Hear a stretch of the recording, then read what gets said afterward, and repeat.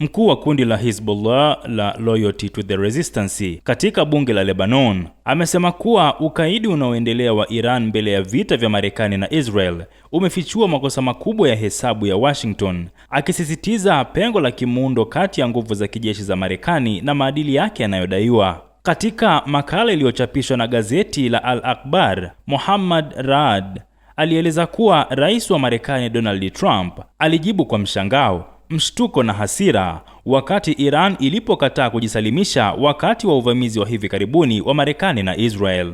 Alisisitiza kuwa Teheran badala yake ilijibu kwa ujasiri usiotetereka na ushiriki mkubwa wa wananchi usio na kifani.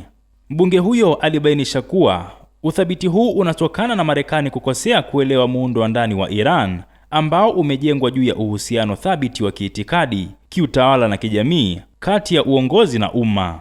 Alisisitiza kuwa wananchi wa Iran si tu idadi ya watu wanaodanganywa na wanasiasa, bali ni wazalishaji hai na makini wa nguvu. Alitaja vitisho vya Trump ikiwemo kwamba ustaarabu wa Iran ungekufa kama ushahidi kwamba Washington ilikuwa imeondoa kisingizio chochote cha ubora na kujifichua kama nguvu ya kutishia na kuharibu.